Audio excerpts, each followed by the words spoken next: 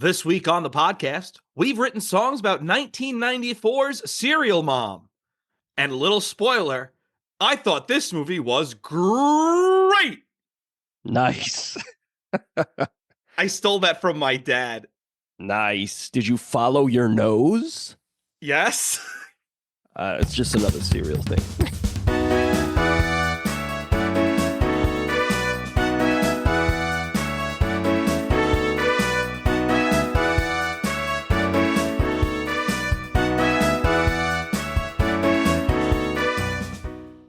Hello, and welcome to the Royds Review Podcast. I'm Rob. And I'm Andy. And we are back once again talking about 1994's Serial Mom. Andy, how are Yom Kippur? I'm good, Robbie. How are you? I've been better. Is it just because of that? Yeah, that really ruined my mood. Oh, well, you're back. Yeah, I forced a rhyme in. And anytime you gotta force it, you know it's a good rhyme. Uh-oh.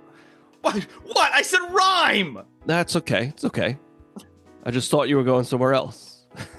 I had a preemptive uh-oh.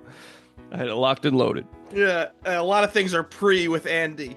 Preemptive, pre-approved. It's called all the credit card. Yeah, you get all these credit cards mailed to you that you're pre-approved. I do get that a lot.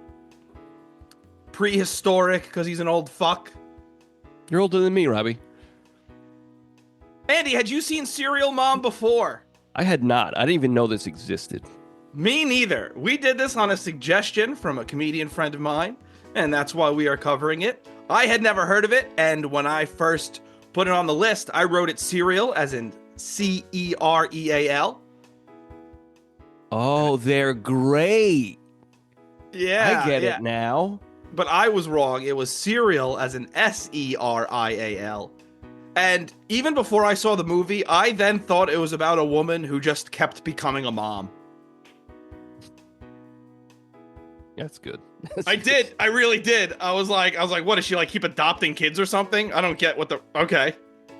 You know, it's funny. I did, in a way, I just lied because I hadn't heard of this until maybe a week or so before you put it on the list. That's really funny. And it's because I was surfing through some streaming service. I forget what. Yeah. Right, and surfing. Yeah. And they play like a little clip of the movie when you hover over it. So there was a clip of this movie. And I was like, weird. And I kept scrolling. And then you put this on the list and I was like, oh, all right, I guess I'm going to watch that. Weird. And then you know what? It was taken off that streaming service, so I had to pay for it. Yeah, I had to pay the $3.50 or whatever it was to rent it. I should have just paid the $4 to buy it, but I'm an idiot. Yeah. Well, from what I understand, this movie was a massive bomb and has garnered quite the cult following. That is true, because it was a budget of $13 million, and its box office was $7.8 million. Wow. You know what? I'm so glad that you brought up the box office, Robbie. Are you about to tell us the top movies of the year of our Megazord 1994? You know I is, girl. I have a sense we've done a couple of these movies. I have a Sixth Sense. What? It didn't come out this year. No, I know it didn't. Yeah. But you could talk to dead people. That's how we're doing this podcast. I've been dead since 1987. Oh my God. And I was born in 89. Well, I'm thoroughly confused.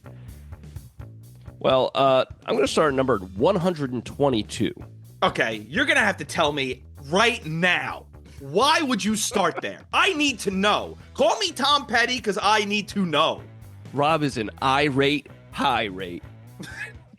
Arr! Tell me why you chose that number that I've already forgotten. Arr! It's 122, and it's because it's Serial Mom, which, like you said, it grossed $700 million. $7.8 million. Now, that's half of its budget.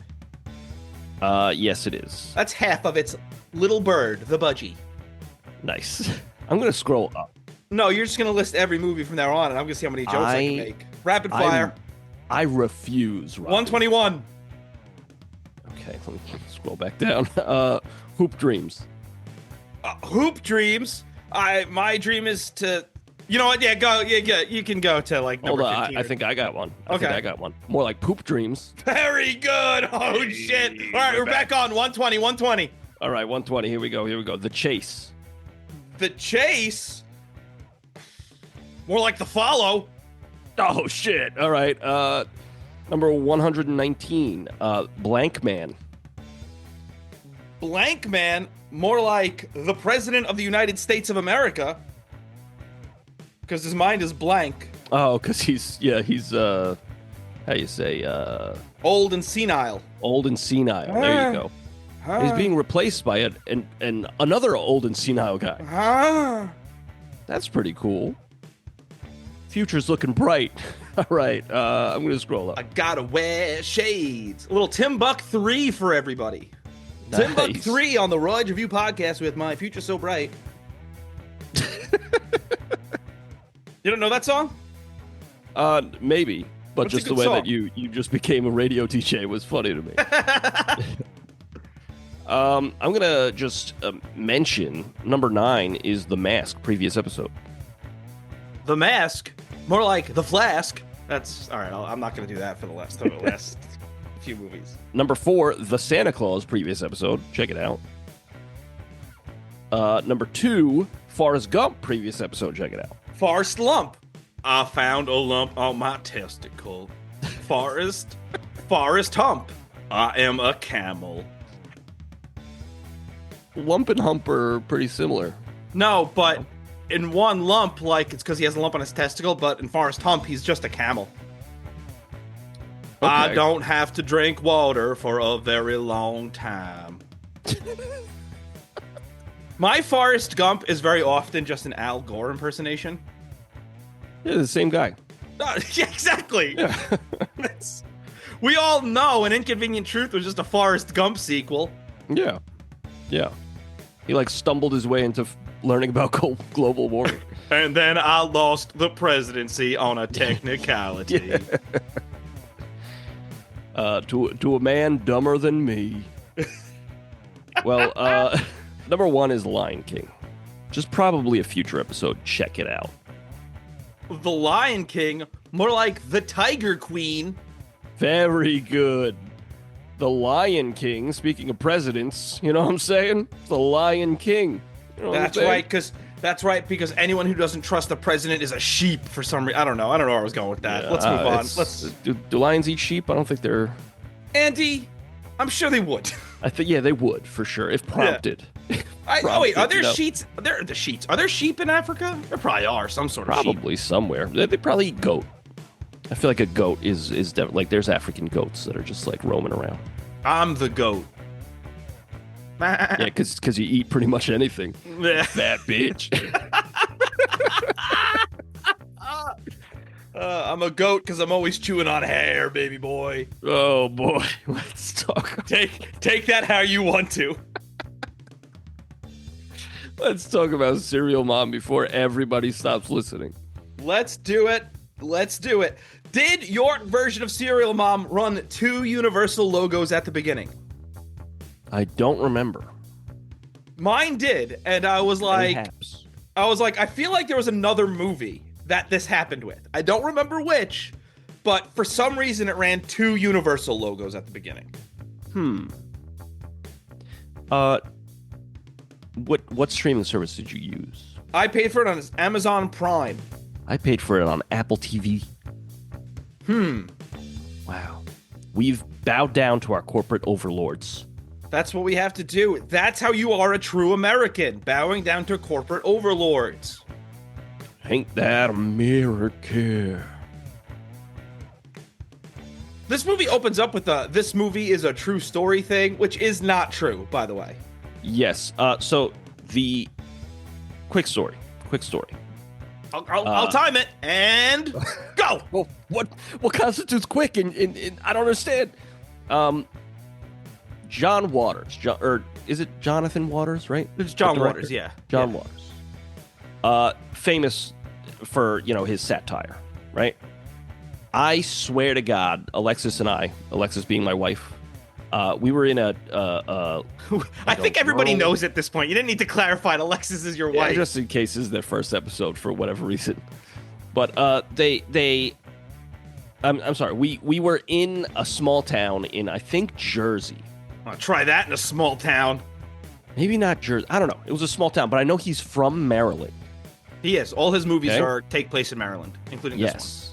So it's not too far because we live in Delaware. So like, we were in a small town, like a mountain town, like for a vacation. And I swore to God that we were walking into an antique store and John Waters walked out. And like, I made eye contact and everything. The guy had the mustache and everything. And I was like, I think that was John Waters. And Alexis was like, nah. And I was like, I don't know. I look just like him. He like nodded at me like, hey, I'm famous. Hey, Andy. Hey, Roy's Review Podcast. Hey, but, Andy, I'm John Waters. That's what cued me in. Is when I figured. Yeah. That would do it. That would do it for me also. So I don't know if I've seen this man in person. That's my story. Worth it? No, I thought it was a good story. Yeah. I'll tell you a true story. I, for the longest time, thought John Waters and Vincent Price were contemporaries. He's got the look. I've just kind of thought like John Waters was Bizarro Vincent Price. Yeah. And then when we were doing this movie, I was like, oh, John Waters is much younger than I thought he was, because he's only in his 70s or something like that now. Yeah. I thought he was a much older dude. But he's had the salt and pepper for a long time. Yeah, very, very long time. They just have that look where I always thought him and Vincent Price were contemporaries. Yeah. I mean, he's got the look. He's got the moves. Yeah. I don't know why I said that. I do like that after we get this is a true story, it says that it's all part of a larger truth. Yeah. And anytime someone's like, it's part of a larger truth, it's like, oh, you're feeding me some bullshit. Okay. Yeah. Now, let me ask a question. Is this, I didn't know true crime. I thought the true crime boom was like relatively recent, but apparently not. No, apparently true crime's been a big thing for over 3 decades. True crime has been a big thing. It's just now we just have podcasts and there's so much of it. But true crime's always been big. That's why Dateline's always been a big show. Right. And like 2020, people like this shit. Anytime someone disappears, it's a huge story. People love death and violence. Yeah. It's one of those things. I think it's one of those things where people like to be afraid. And this is one of those things where, like, it's very real. Serial killers exist. These true crimes actually happen, and people like that little bit of fear. It adds a little bit of spice to life, almost. Yeah. Knowing that at any point, you could just be snatched up by somebody. Yeah. Isn't this a bizarre take on true crime aficionados that I think they get off on being afraid?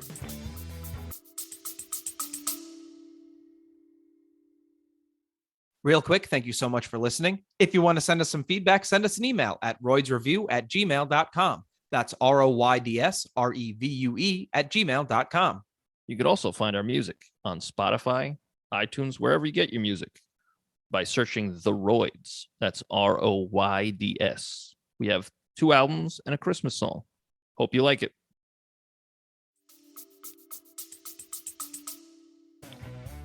I don't know. I don't think, because I'm actually really not into true crime, like, at all. I'm into some of it. I love missing person stories. I don't know. Like Alexis likes it. That's my wife, by the way. And is it? When did you get married? Dude, you were there. You're the best man. Oh my God. But I don't know. There's something about it. I'm like, I don't know. You could probably wrap this up in like 10 minutes. Like, let's wrap it up. Because they always stretch it out into like, oh, it's a mini series. It's like, shut up. Shut up. Well, like, you know me, I love my Chris Hansen and my predator catching. Yeah. I don't know. I've never been into any of that. As a kid, I used to watch America's Most Wanted, and it used to scare the shit out of me. Yeah. I like being creeped out. Sure. Yeah, I used to watch The X-Files. I never watched the X-Files. Just completely irrelevant. I like being creeped out by real things, but I don't like scary movies, if that makes sense. Sure. Should we talk about something that's not creepy, and let's talk about this movie? We should. We open up with a garbage truck pulling up, and the whole family is sitting around eating breakfast. And this is such an interesting little movie family, because it's Kathleen Turner, who's fucking great in this. Yeah, she is. She's excellent. Law & Order's Sam Waterston. Also excellent. The great Matthew Lillard. Also excellent. And we've sung his praises on every episode he's been in for this podcast.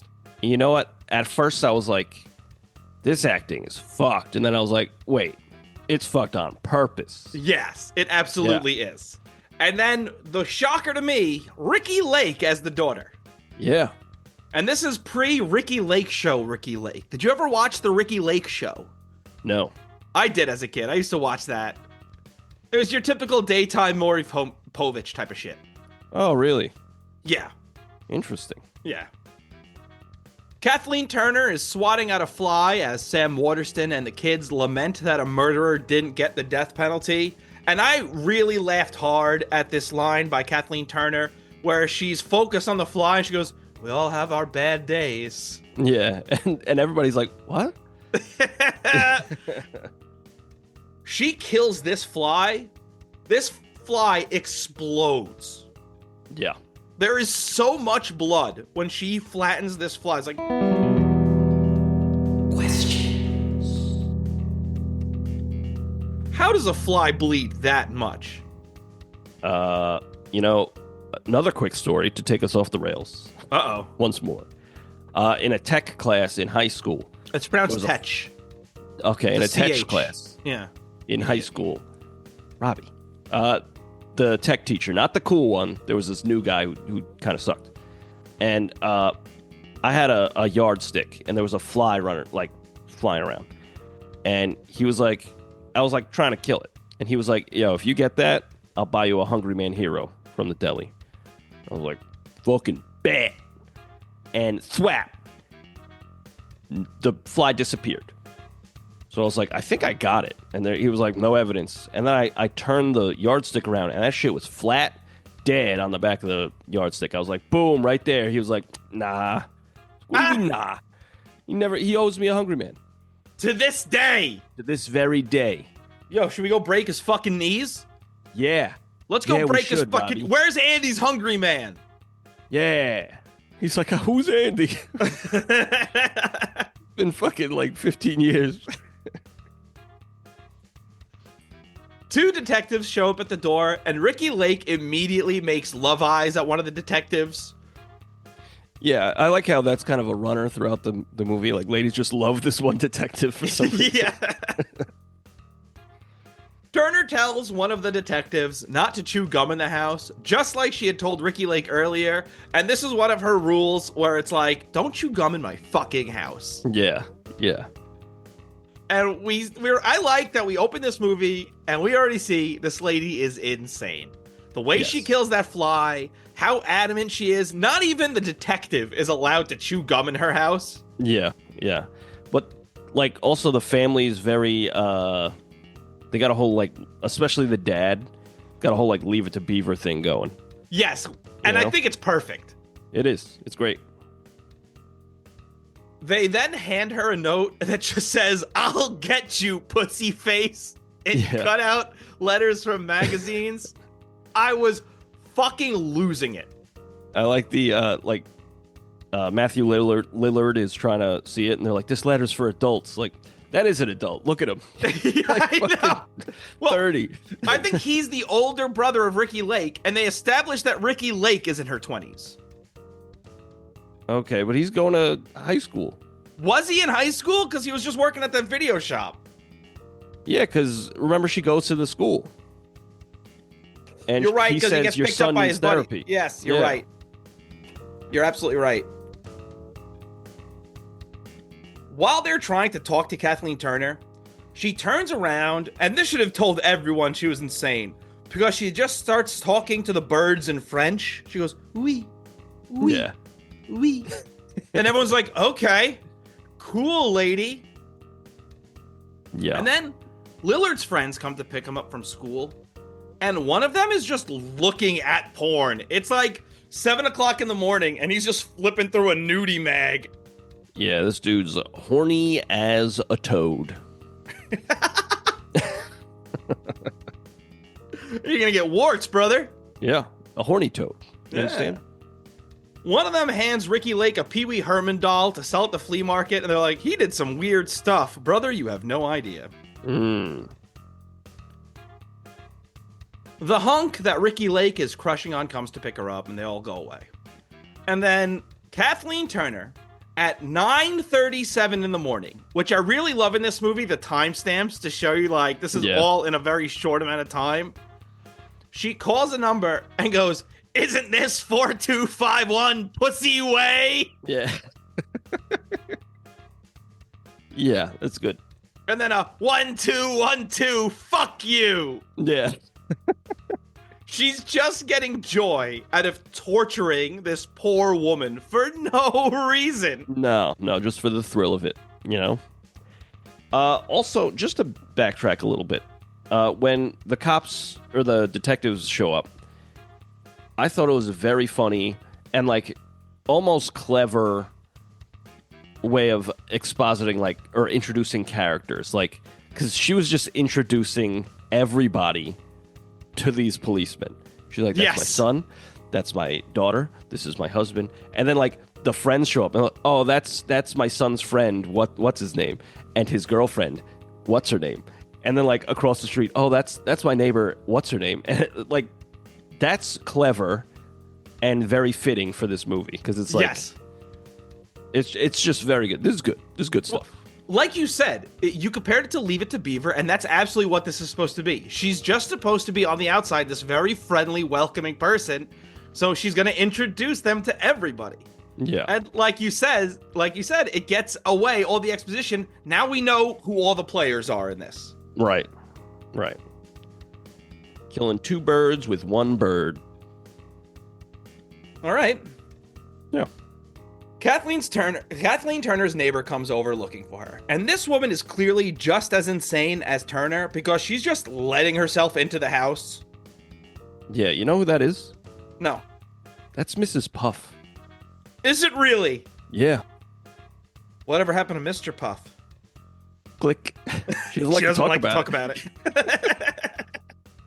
I had no idea, really. Yeah, because I was listening to her, especially when she got, like, flustered. She was like, "Oh," and I was like, "Hold up!" And I paused it, and I looked up Mrs. Puff's voice actress, and that's her. That's amazing. Yeah. Turner then calls back this woman, Dottie Hinkle. This is the woman she's tormenting, and acts like she's from the phone company. Hi, yes, you were calling about this issue you're having. That was great. Yeah, I like how she changes her voice. Yeah. Again, stuff. Turner's incredible in this. She's playing a psychopath so well. Yes. She then drives past Dottie Hinkle, the woman she's harassing, and it has a flashback. And it turns out she's doing all of this because this woman had stole her parking spot at the grocery store. Yeah. So she's making this woman's life hell. Incredible. Fucking incredible. Yeah. Because you know what? There is something, like you say, I think, you know, what you were saying earlier, you said, you know, people enjoy the fear. I think people also like to live in the shoes of a nutbag. Yes. So, like, if that happened to you, you would, in that moment, if there were no repercussions, you'd fucking kill that person. Absolutely. Right? That's just, like, the human mind, right?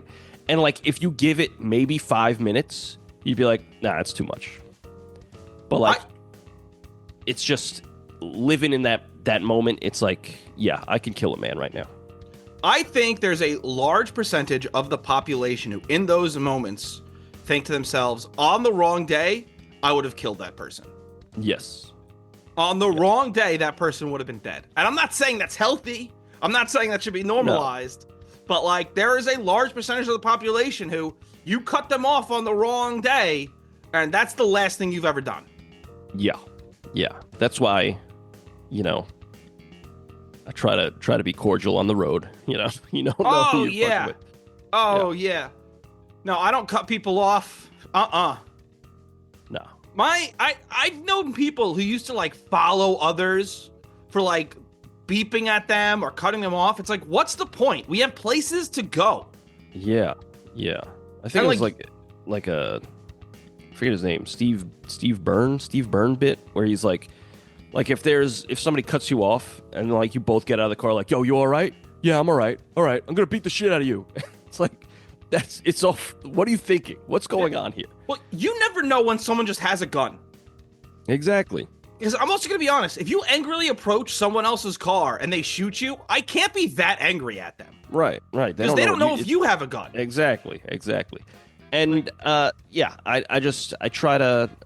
I followed somebody into a parking lot once, and this was in high school when I first started driving. This guy cut me off and like slammed on the brake to get into a parking lot, so I followed him in, and I got out of the car. I was just like, I was just like screaming like a madman, and my girlfriend at the time was like, "What the fuck are you doing?" And I was like, "I don't know," and I just got back in the car and left. Like the guy just looked at me like terrified because I was, you know, like when they say if you could see the whites of somebody's eyes, like back off because they're insane right now.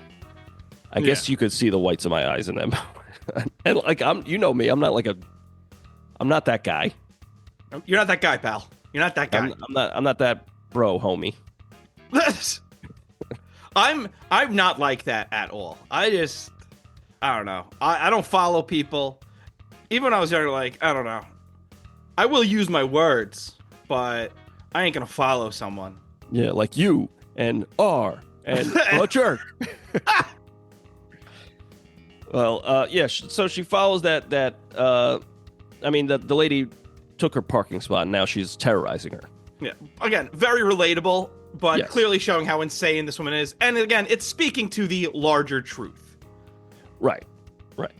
Turner goes to a parent-teacher conference, and the teacher tells one parent that not all kids are college material, which is true. Yes. But oof. Yeah. I hate to hear it. Yeah.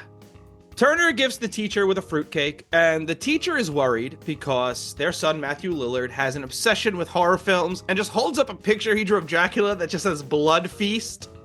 Yeah. And then the teacher, for whatever reason, explicitly says, something must be wrong at home. This is your fault.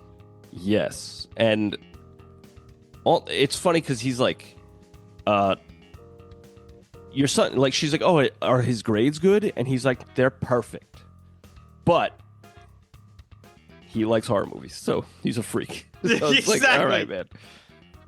I mean, I think this is doing a great job of showing how, at this point in time, anything, you know, you could be doing great and everything, but the minute you do one thing that's not in the norm, right.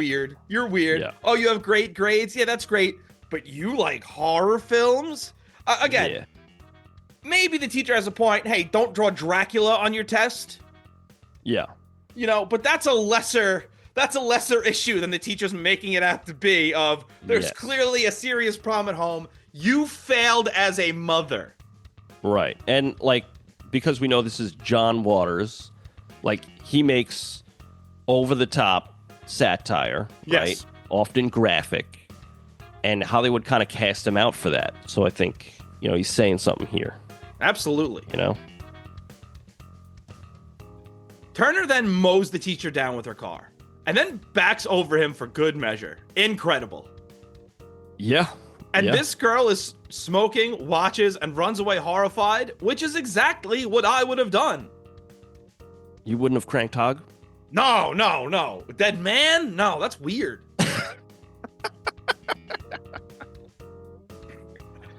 You specified man. That's funny.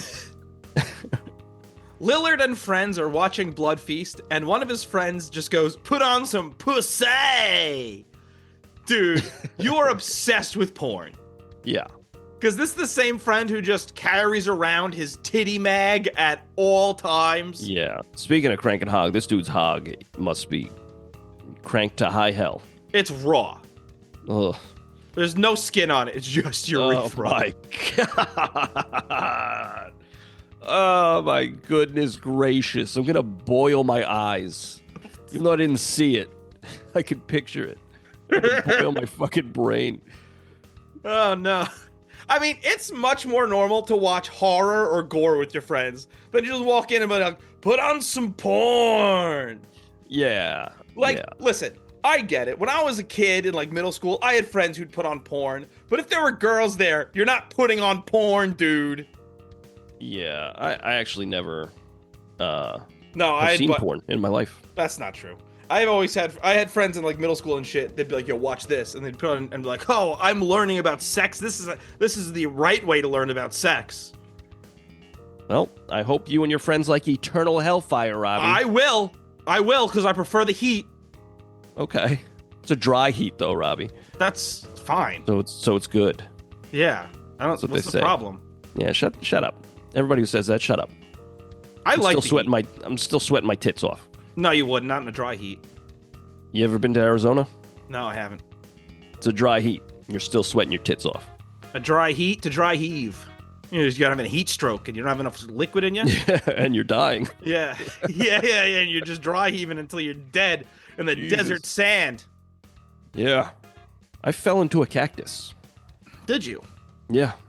Now, okay, let's be honest here. You put the cactus in you.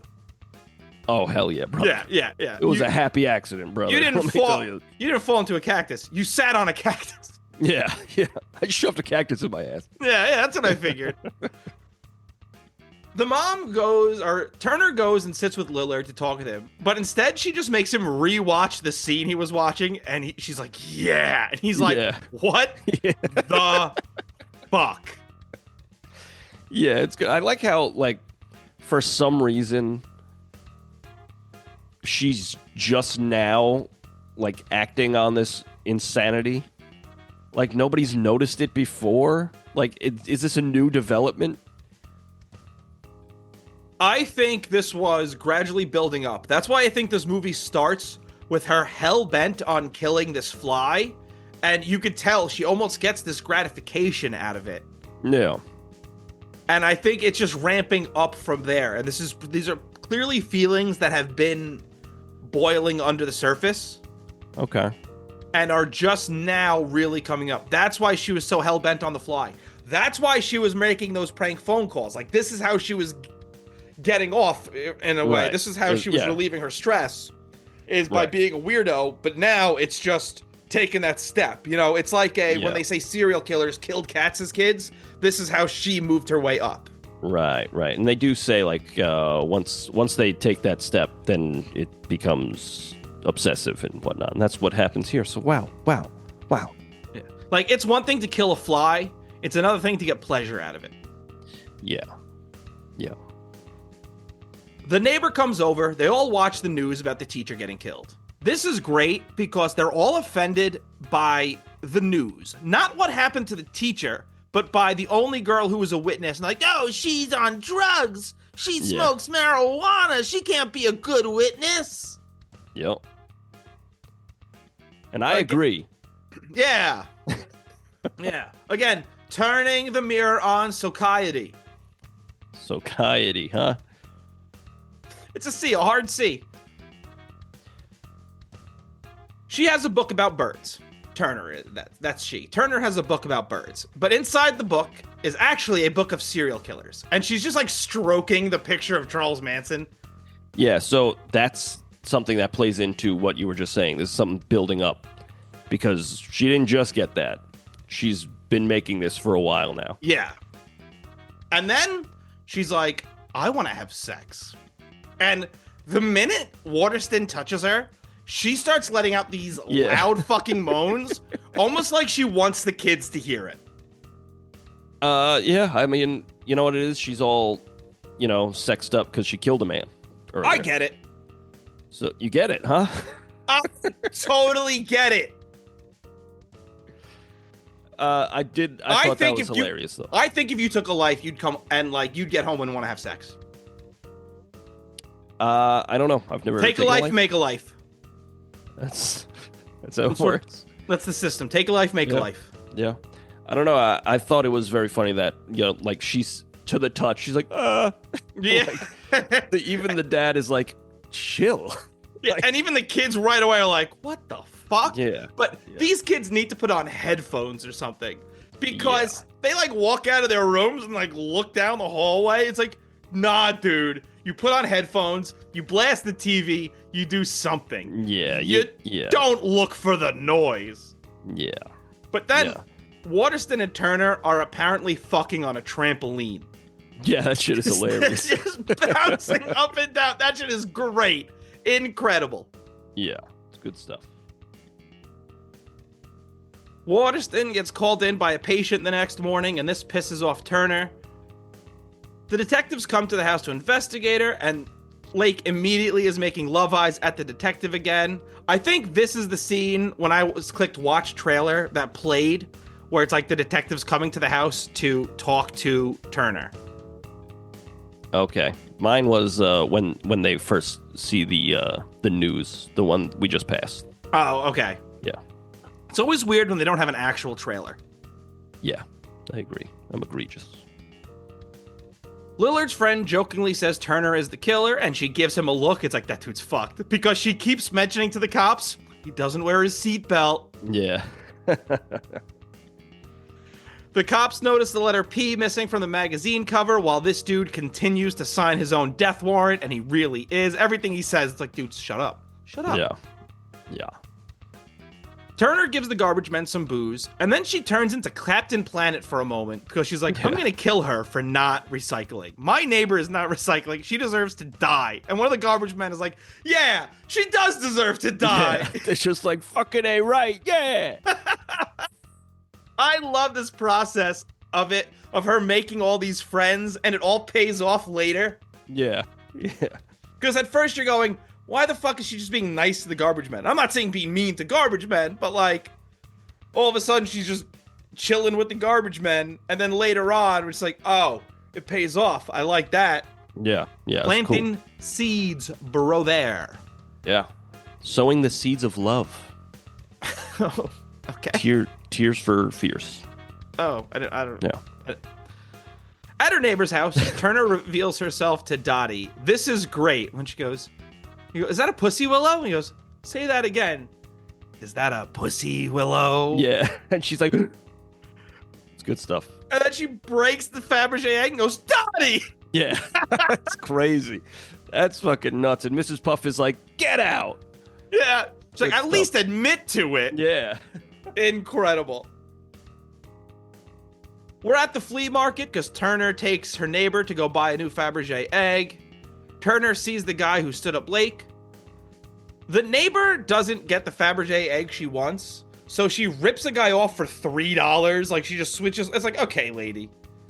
Yeah, I liked how everybody is pretending to be a decent person. That's life. Yeah, I like it.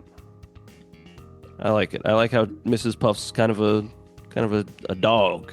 Yeah. I have a question.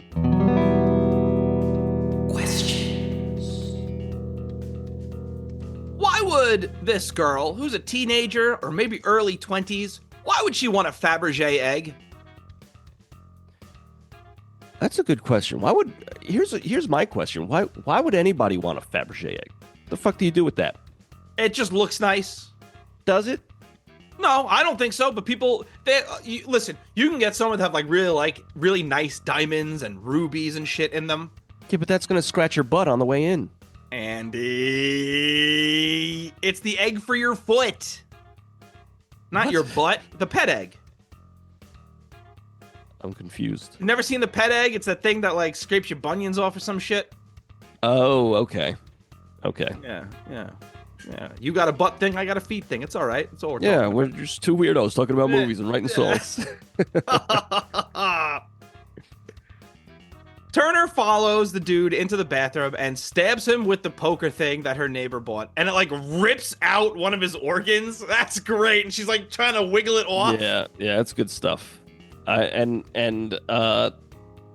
Just the gore of it, and how it's very schlocky. It's great. It's great. Yeah, and it is, again, she doesn't want to touch it, so she's just trying to get it off the poker by any means necessary. She like scrapes it off with her foot, right? Yeah. Yeah, and then the guy, like another guy walks in after, and they have that stock scream. Yeah. Great stuff. Great stuff. We then get what I thought was the funniest line in the movie, and it was just a throwaway thing.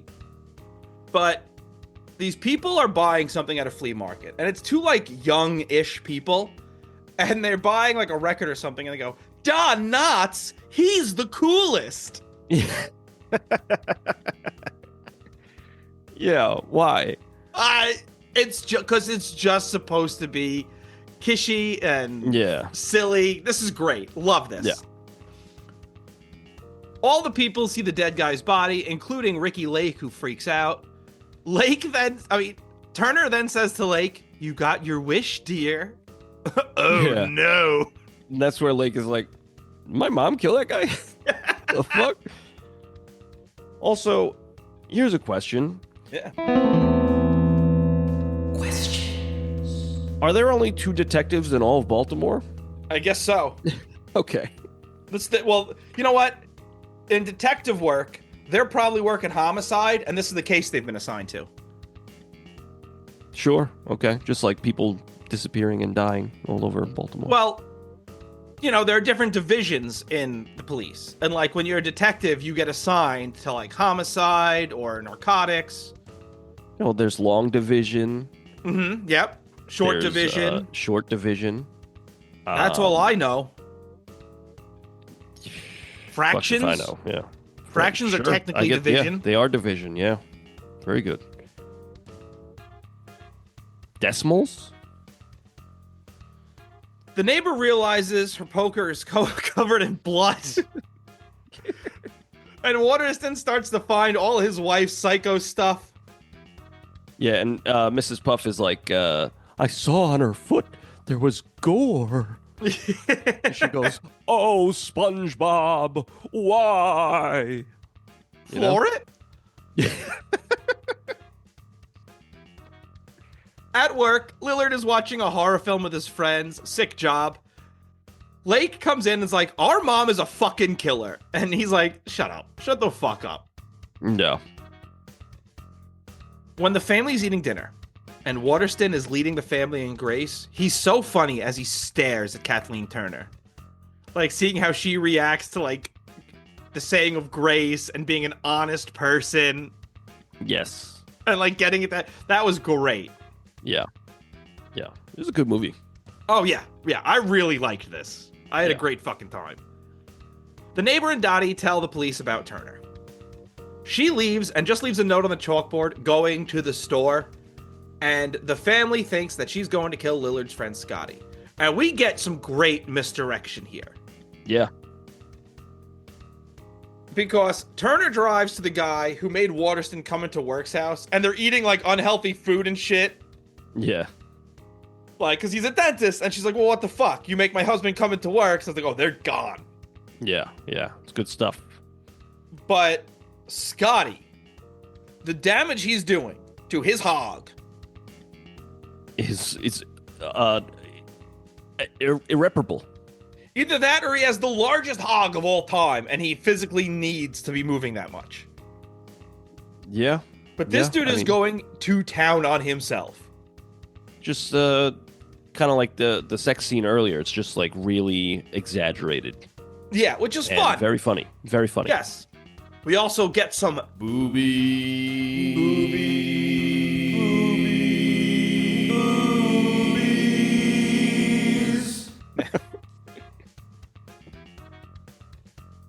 Turner chases down the husband, and she throws scissors like Roger Clemens throws a baseball. Yeah, incredible. Incredible stuff. And then, because the family got to Scotty and Turner didn't kill him at that point, they just go, oh, she must be innocent. Yeah. Until they hear of the murder. Yeah, of course. Like, oh, shit. And then, because then we get the entire county's worth of police following the family to the church. Yes. Loved it. I also love when the news reveals Turner as the main suspect. Waterston asks if it's from menopause. Yeah.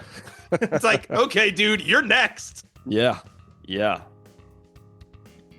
We also get a fucking Simpsons joke at the church because the sign outside just says, today's sermon, capital punishment, and you. Yeah.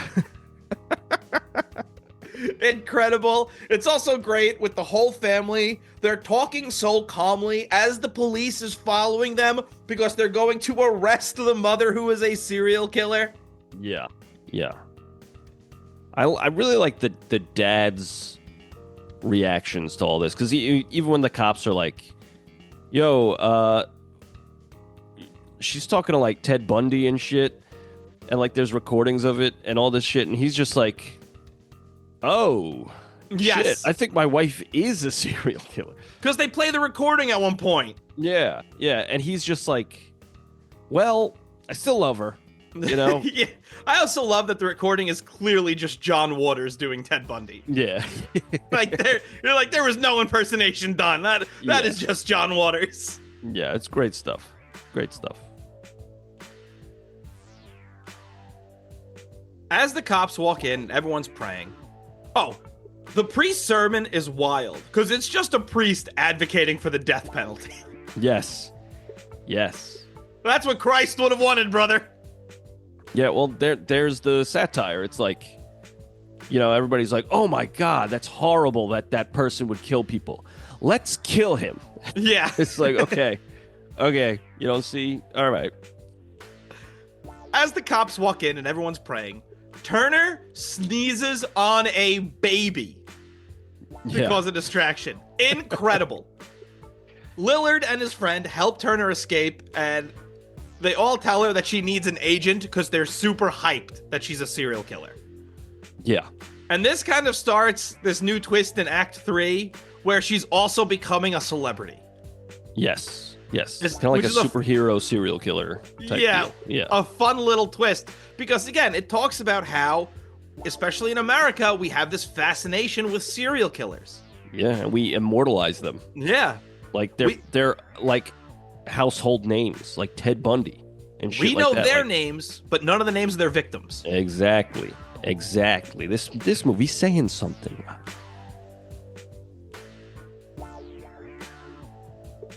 Lillard and friend drive Turner to their work. A woman returns a movie, and she's rude to Lillard because she didn't rewind the movie. She also rents. Dead. Yeah. You're dead, brother. She also rents Annie, and Turner follows her home. This woman is disgusting. Yeah. She has her dog lick her feet. Yeah.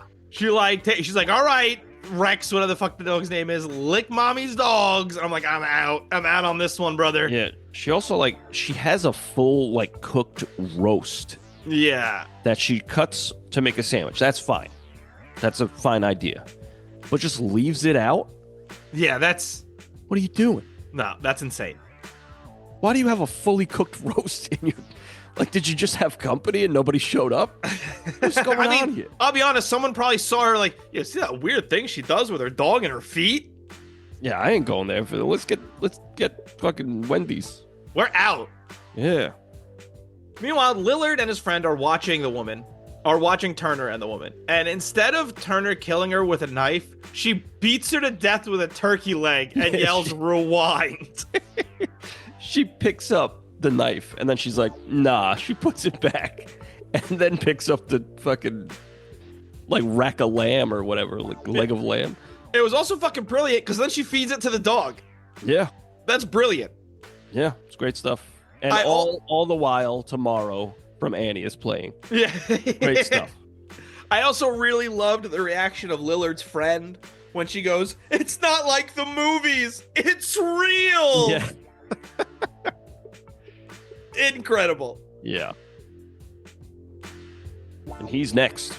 Yeah, because Turner chases Scotty and tries to stab him for not wearing a seatbelt. I love the cop on the radio. She's armed and fucking nuts. Yeah. Scotty escapes into a band called the Camel Lips. Well, before that, the best scene of the movie is where the family is like driving to find her, and they see the friend, the pervy friend, Scotty. Yeah. Is that what you said? Yeah, Scotty. He drives past and they're like, "Oh, that was Scotty," and then they see the mom in the van drive past, and she, without missing a beat, looks at them, big smile, and waves. Yes. Incredible. Like there's nothing wrong here. Like, oh, No. hey, my family. Just another day. This is great. This is fucking great. This is when Scotty escapes into the club, and we see the band called the Camel Tips, and it's all women with incredibly exaggerated camel toes. I was like, this is a very John Waters joke. Yes, it's very good. Also, that's one of my trivias, and you already know the name, so great. Camel, it was like Camel Lips, I think, right? Yeah, Camel Lips. Yeah. I wrote down Camel Tips because that's what I thought it said, and Laura was like, "It's Camel Lips, you fucking idiot." I was like, Yeah, it's a camel toe joke, Robbie. Yeah, I realized that. Did you know that? No, Oh, no. you just explained it. I've never seen a camel's toe. I've never seen a camel in real life. That's not true. I've been to the zoo. I don't know if I've ever seen a camel in real life. You're into the Bronx Zoo? Probably. You've probably seen a camel. They used to have camel rides there. Oh, cool. When I was a kid, yeah. As the family runs into the club, Lillard's like, "Dad, look, cool, it's Hammer Jack!" Turner then drops a lighting fixture on Scott and then lights him on fire for not wearing a seatbelt. Yeah, and I think it's funny that, like, Matthew Lillard, that was your friend. Yeah. Doesn't give a shit. Nope, Doesn't give because a he's fucking- hyped for his mom. Yeah. Great stuff. She also gets into that club just by being... She's like, "Oh, shit, you're Serial Mom." Yeah, she's a Great. celebrity. Everyone Yeah. loves her for some reason. Because this great. dude runs on stage engulfed in flames, and the band just keeps playing. Yeah, that's rock and roll, Robbie. Dude, I'm gonna be sorry. I'm sorry. I agree it's rock and roll. But if a man engulfed in flames ran on stage, let's put him out. Well, I'm gonna stop playing and at least get away from him. Nah, man, I'm going to rip a sick solo. Yeah, just solo while a man burns to death beside me. All right, That's man. rock and roll, Robbie. That is rock and or roll. No, you ever see like any concert where somebody gets on stage and like security has to get them? Yeah. Like if I were playing, I don't know how I would like. I'd be like, is this person gonna tackle me or something? Like, I wouldn't be able to stay focused. I don't know how anybody does that. You ever hear? Matter of fact, I have to like look at my hand while I play. So like, You ever hear the Abby Hoffman incident no, I don't even at know Woodstock? Well, the Who were playing at Woodstock. There are two known incidents of people running on stage at Who concerts. One was Abby Hoffman at Woodstock, and Pete Townsend, and he started ranting about John Sinclair being in jail, and Pete Townsend hit him with his guitar. Okay. And then there was, they were at the Fillmore, I think it was, and a cop ran on stage because he was like, "Hey, the building next door is on fire. You all have to evacuate." But because he wasn't uniformed and didn't have a badge, they didn't believe him. So Pete and Roger started beating the shit out of him, thinking he was just a guy who ran on stage. And they both got arrested for assaulting an officer. That's true. That's totally true. Wow, that's interesting. Yeah. Oh my goodness. Oh wow. Yeah, they both got arrested for assaulting an officer, and eventually the charges were dropped because they were like, "You know what? That's fair. That's fair. Why you would think like this was just a random guy running on stage." Yeah, and like security's not handling it, so like you got to defend yourself from it. Yeah. You don't know who this person is. Yeah, like a guy's just trying to get everyone. Like a guy ran on stage and just yelled fire. So it's like, yeah, no, beat the shit out of him. Yeah, You need to flash a badge if you're doing that, brother. Yeah, or a nip. You know what I'm saying? What? But I was at a concert, a concerto, if you will, at Jones Beach, and it was Taking It Back Sunday, boo, Weezer, yay, and Blink-182, boo again, and during. It's not that bad. I don't like Blink-182. I mean, listen, I wouldn't see them in concert, but I like some of their songs. I went for Weezer. I like Weezer. I like Weezer a lot. I love, we had a full fucking 2 years where all we did was listen to Weezer. That's true. That's true. Yeah. Pinkerton, brother. It's the best album. But there was a person got on stage during Blink-182 and like ran for one of them. And a security guard got on stage so quick and just bodied this dude. And the whole crowd was like, ooh, as it happened. That's what you get. Damn. Yeah. When you let your heart win. Whoa. Didn't you see the video from like last year of some dude going on stage during an Ariana Grande concert? Grande, whatever you pronounce her name. And like the Areola Grande. Oh, whoa. Yeah. And security started like roughing him up. And she was like, hey, take it easy. I'm going to keep singing now. Yeah. Hey, don't kill him. Don't beat him to death. Dude, let me tell you something. If we were on stage and someone ran on stage, I'm belting them as hard as I fucking can. Yeah, I don't know. I'm in a zone on stage. A rock and roll zone, bro. I am, dude. I'm in a fucking zone. Like, don't do that. You're getting rocked. It's hot up there. The lights are on me. Like, it's loud. Nah, brother. If you run on stage while I'm up there performing, like, you're getting a kiss. You're getting a kiss. The kiss of death. Oh shit. Like, nah, brother. Yeah, I don't know. I don't know what I'd do, honestly. It's never, and nothing like that has ever happened to me. No, it hasn't. But let me tell you something. Like, if someone ran on stage, I'd willingly lose a guitar to bash someone over the head with an electric guitar if they try to run on stage while I'm up there. Happily. I would not. I love my guitars. No, I do too. I do too. But you know what? Sometimes I think I'm going to swing it like an axe and hit them right in the temple with it. Oh, they're dead. Yeah, and I'll probably protect the guitar.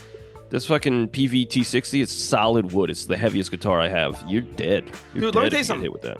If they ran on stage and I got them on the ground, I'm unplugging the guitar and wrapping the cable around their throat until security stops me. See, that's where you and I are different. I'm unplugging the guitar and plugging it into their butt, and then I play them. Well, now they're going to get off because I'm choking them. You're shoving the cable up their ass. And I'm playing them, whatever that means. Oh, my God. There's going to be cum all over the stage. Dude, that's rock and roll, brother. That is rock and roll. Hey, we should talk about Serial Mom. Oh, for sure. Hey, everyone tuned out. They're like, all right, we're done talking about cum. They're talking about a weird assault fantasy. Sounds like they want this to happen. Yeah. So if you ever come to a Royds show, jump the stage. No, do not fucking do that. Do not fucking jump the stage. We'll make them come. Do not jump the stage. I swear to God, I'll Jarrett you so fucking quick. Yeah, and I'll Jarrett Jeff you. I don't know what that means. I don't know what Jeff Jarrett means. I'll hit him with a guitar. Oh. Is that the thing you just explained? Well, Jeff Jarrett is a wrestler who hits people with an acoustic guitar. And hits people with a guitar. Okay, gotcha. 5 months later. Yeah, there you go. 5 months later, Turner is on trial for 6 murders. The prosecutor is giving his opening statement. The defense is giving his opening statement. And Turner writes a note to her lawyer. And she's like, hey, come over here. And all the note says is, juror number 8 is wearing white after Labor Day. And the lawyer goes, Your Honor, my client's insane. Yeah. But you're too late for that, brother. That hearing would have taken place already. You have to declare that at an earlier hearing. This wouldn't work. It's true. And she's right for firing him, because if you try that when you're already on trial and pled not guilty for another reason, you can't plead insanity here. That's so, truth. 1-star movie. Okay. I think this is fucking great. She's working as her own lawyer, and she makes Dottie look like a fool. Yeah. All this time, Ricki Lake and the journalist who she was making love at eyes earlier are selling Serial Mom merch. Yeah. Amazing. Yeah. Lillard is talking to people about Geraldo. He gets approached by a victim's brother, and after a single punch, the guy is only concerned by the TV rights. Yeah. But she's killing it, though. She's killing it as, not literally, but she's killing it as her own lawyer. Yeah. You know, That's great. Yeah, she's getting everybody like on her side. Because, well, it's also she does a great thing of creating reasonable doubt. Because she goes, and wasn't it your scissors who killed those people? Yeah, And she's like, well, yeah. She's like, oh, okay. it's good stuff. It's really good. One of the prosecutor's witnesses is the girl who witnessed Turner run the teacher over, and she's super high, so she's totally useless. Yep. The journalist signs a bunch of books, one to a woman who wants it signed to a future serial mom. Yeah. Arrest her. Get that woman off the streets. Yes. The cop takes the stand. And Turner's like, so you went through my mail. So what you said, well, I guess if we go through mail, we could find out the true you, right? And reveals the magazine Chicks with Dicks. Yeah. And it's revealed that the garbage man from earlier had helped Turner by going through the guy's mail. Yeah. Making friends. And the guy basically runs off the witness stand mortified. Yeah. Turner makes it look like her neighbor did all the murders, but everyone is most shocked by the revelation that she does not recycle. Yeah.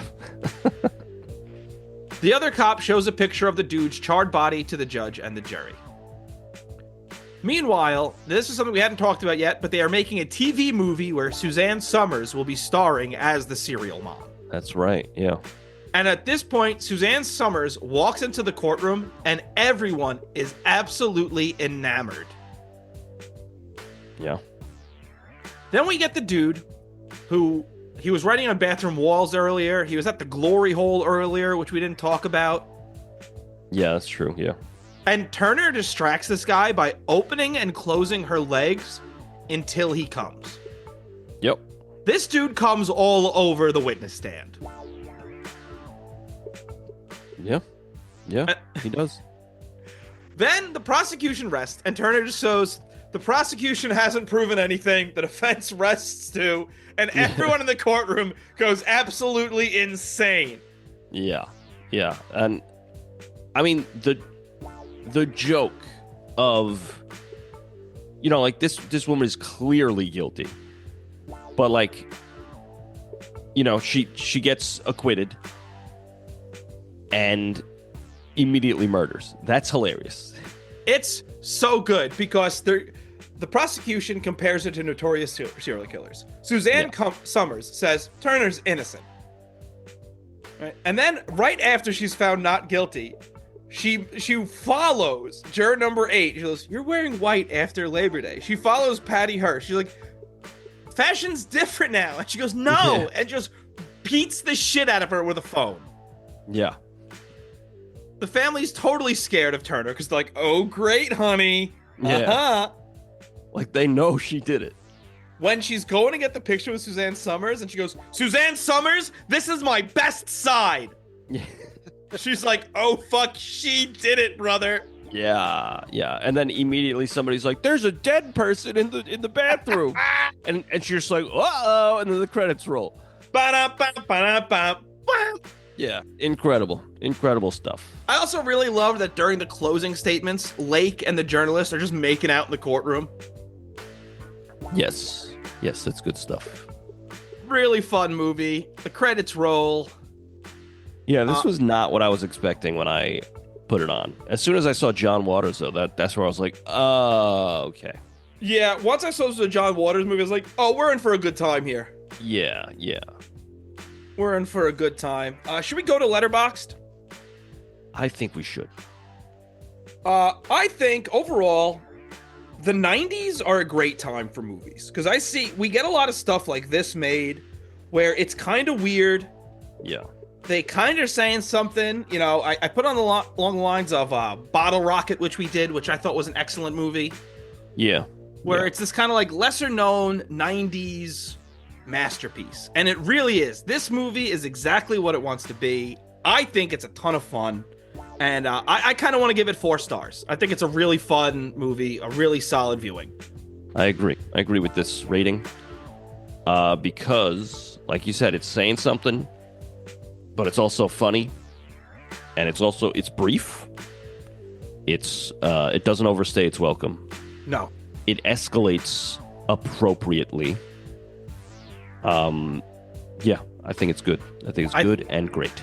I think, as you spoke out the brevity, I think it's smart in the fact that it opens up and the mom's already losing it. Yeah. We don't get this. We don't get a half an hour of opening the movie of the mom just living a normal life. Like right away when she's killing that fly, we see she's crazy. Yeah, it's not that kind of movie. It's not a character study or anything. No. It's just like, hey, you like serial killers? Well, maybe you're the problem, you know? Yes. Yeah. Really enjoyed it. So follow us on Letterboxd at TheRoydsBand. We gave Serial Mom 4 stars. Wow. Andy, do you know what I have? Is it trivious? I have 3 trivias. Wow. I think I have 3 as well because you took one, you son of a bitch. I'll go first. Go first, baby boy. According to John Waters, what was the hardest location to secure for the movie? Was it the video store, the church, the flea market, or the school? The school. No. The flea market. No, it was the church. Huh. Yeah. Apparently, his name was absolutely tarnished by, like, all of Hollywood. So whenever, like, his movie would want a location, they'd be like, oh, who's filming? They'd be like, John Waters. They'd be like, oh no, we don't want that here. Well, that sucks. John Waters is great. Yeah. At the beginning of the movie, Ricki Lake wonders if she can get 50 cents for which artist on vinyl. Donna Summer, Hall & Oates, The Village People, The Bee Gees. Is it the Village People? It is The Village People, yeah. Yeah. Yeah. Who did Kathleen Turner say tried to talk her out of taking this role? Was it Richard Gere, Dustin Hoffman, Michael Douglas, or Tom Hanks? I'm going to say Gere. No. I'm going to say Hanks. No. I'm going to say Hoffman. No, it was Michael Douglas. I'm going to say Michael Douglas. Oh, correct again, Robbie. Great job. Richard Gere was too busy funneling a gerbil into his butt. Oh, no. How old do they claim the teacher was when he was killed? 37, 38, 39, 40. Huh. I don't remember. I'm going to say 38. You are right, yeah. Hell yeah, brother. And meanwhile, the guy looked like he was about 56. Yeah, I was going to say. Okay, the band L7. Oh, wait, no, that's the one you got. All right, who was... I want to hear your fake answers. All right, Camel Lips, Moose Knuckle, Vulva Mouth, or South Mouth? Vulva Mouth, oh no! Yeah. Who was the original choice to play Serial Mom? Was it Diane Keaton, Susan Sarandon, Diane Lane, or Gina Davis?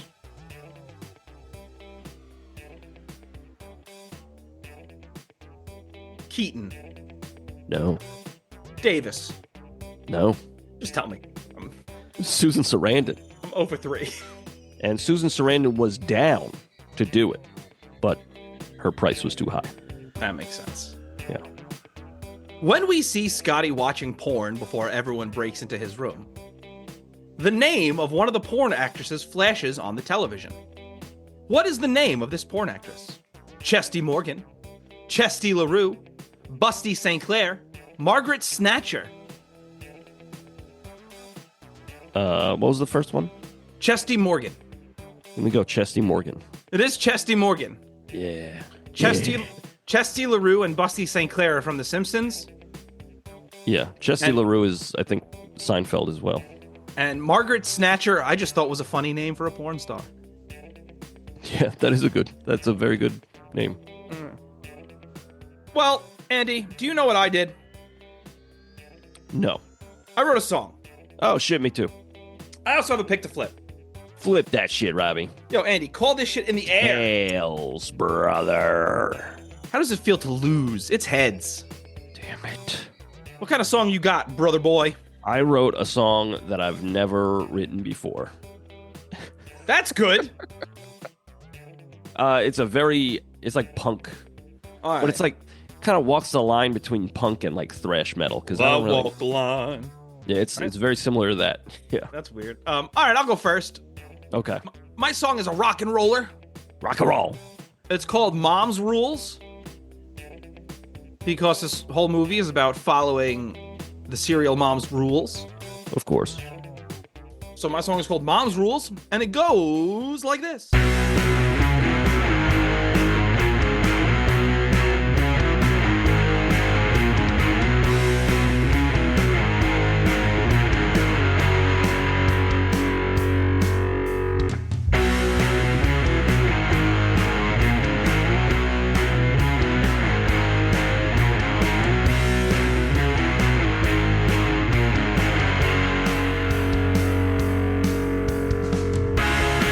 I wanna hit you with my car, 'cause I find you pretty rude. I'm gonna stab you with a scissor, take care of your attitude. Gotta learn to live by mom's rules, mom's rules. Gotta learn to live by mom's rules. Take off your shoes. No chewing gum. No watching porno. And no cursing. No scary films. Eat your vegetables. Don't touch the throw pillows. And no video games. I lit him a flame, and I beat her with a phone. You better not chew gum if you're inside my home. Gotta learn to live by mom's rules, mom's rules. Gotta learn to live by mommy's rules. No violent shows. No rock and rolls. No talking on the phones. And no internet.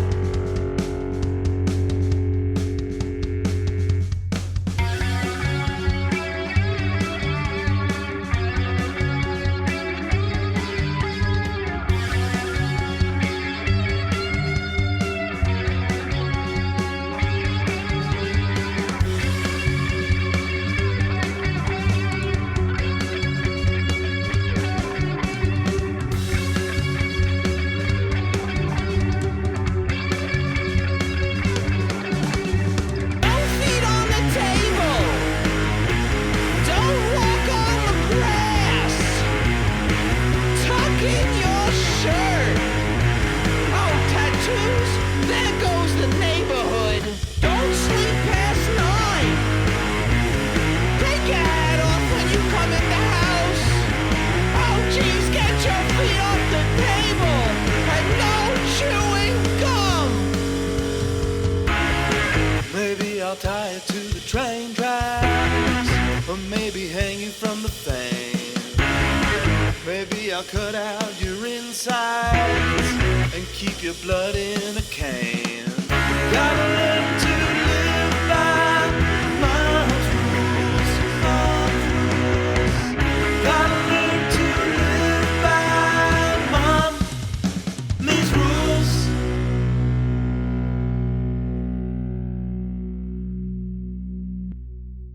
That was my song called Mom's Rules. I like it. I kind of took the piss with the solo a little bit, but I was having fun.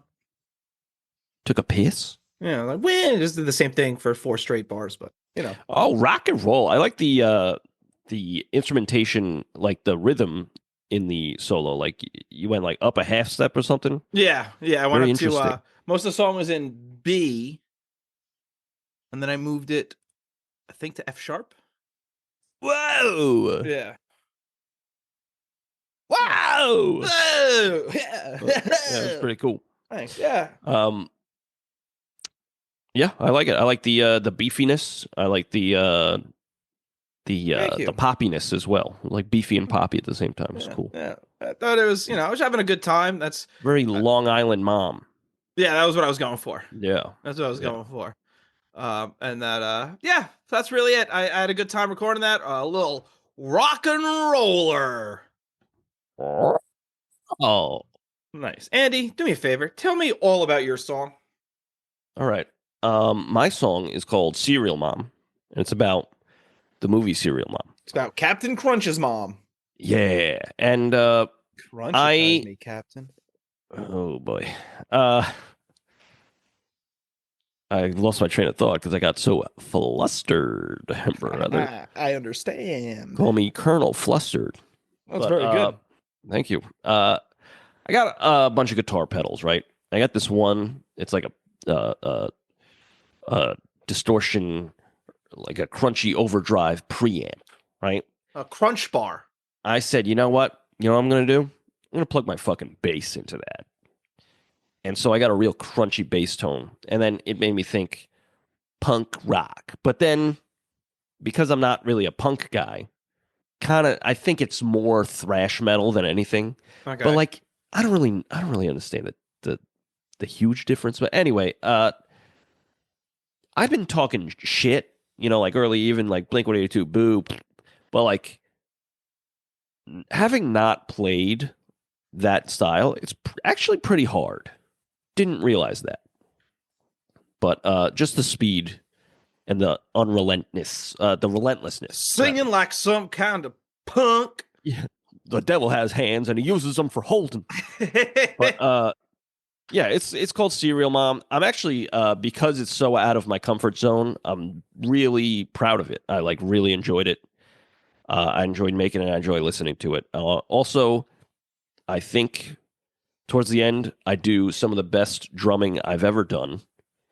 I think, but you be the judge. It's called Serial Mom. Check it out.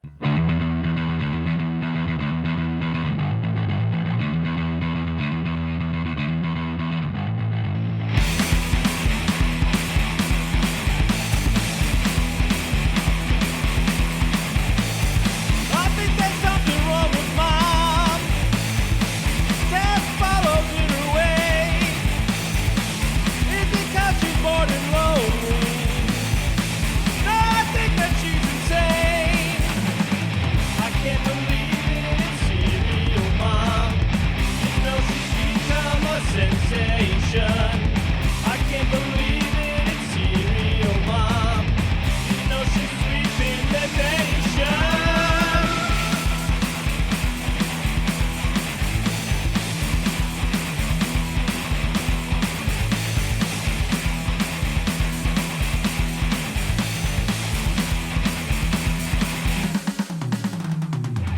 Let's buckle up your seatbelt. No, right after Labor Day. Didn't rewind your tape well. Gonna make you pass away. I can't believe it's serial mom. You know she's become a sensation. I can't believe it's serial mom. You know she's sweeping the nation.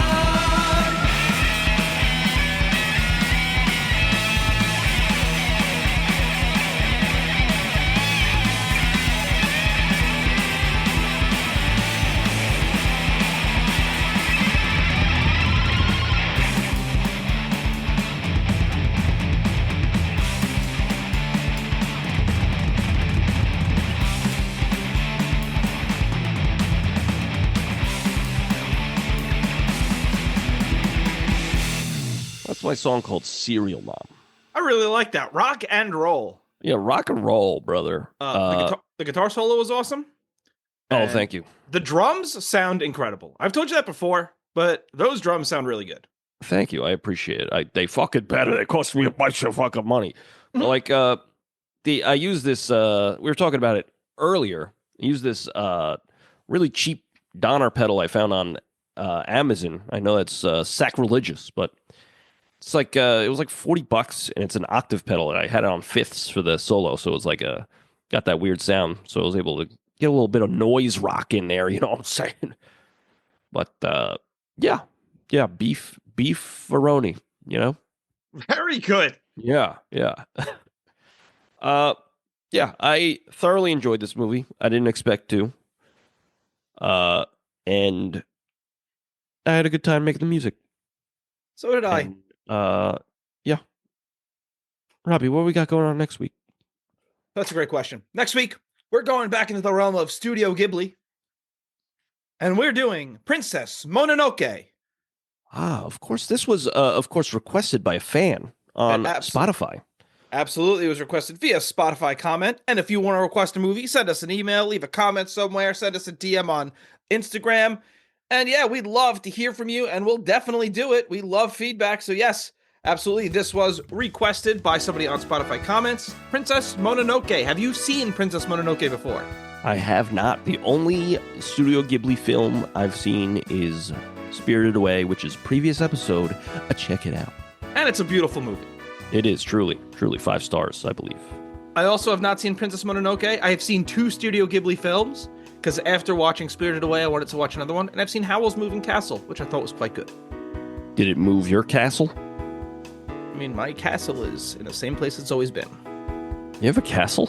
Yeah. Dude. They call me King Rob. Okay. That makes sense because your name's Rob. Yeah, there was really no creativity there. Yeah. I don't have a castle. Okay. But what I do have is a song, and it's called Mom's Rules. Robbie, we did it. Andy, Robbie been eating paint chips again. No, you know it, brother boy. You know what I do have, though? I have some what do you socials I can tell the people about. Oh, go ahead. You go ahead then, Robbie. Oh, you do your thing. You go to Instagram. Get on with your bad self, Robbie. You go to TikTok, although I don't think you're allowed to go to TikTok anymore at this point. But we'll see. You could try. Who fucking knows? You can go to YouTube, type in TheRoydsBand. There we are. There we be. Request a movie, and you'll see we'll do it. Send us an email, roydsreview@gmail.com. If you're listening on YouTube, leave a comment down below. Wherever you're listening to us, give us a 5-star rating and review. We greatly appreciate it. Andy, the musica. Oh, I'm so glad you asked. You go to Spotify. You go to Apple Music. You go to Deezer. Wherever you get your music. Sliffdot. Yeah, and you type in The Royds, you'll find a bunch of songs, collections, other original music. But you know what? You go to TheRoyds.bandcamp.com. Very good. And you will find all of the songs, including guest songs, bonus songs, every single songs. I stand by Every it. song ever written by anyone ever is on our Bandcamp. We've been sued so many times. Oh, yeah, dude. We are in the red, brother. Yeah. But it's all for you, so please visit it. We are, much like my toilet paper, in the red. Uh-oh. Robbie. You need to get some preparation H, brother.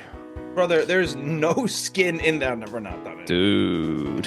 So, royds.bandcamp.com. It's very, we got everything there. Also, on the YouTube, there's all of our songs, as Robbie mentioned. All of our songs. Check it out. What else do I say? Well, we can also say follow this space because we will have an announcement about new music, new singles coming out this year, 2025. Yeah. And I think my biggest resolution for 2025 is to make more bad decisions. Okay. What about yours? I don't know. I never even thought about it. You know, I'm gonna say my resolution is to lose my virginity. Very good. You're a married man. Yeah. Yeah. Been trying, it's just not working out, you know. All right. Well, Princess Mononoke next week. Thank you for listening. Goodbye, everybody. Goodbye. Oh, I'm sorry. We'll see you later.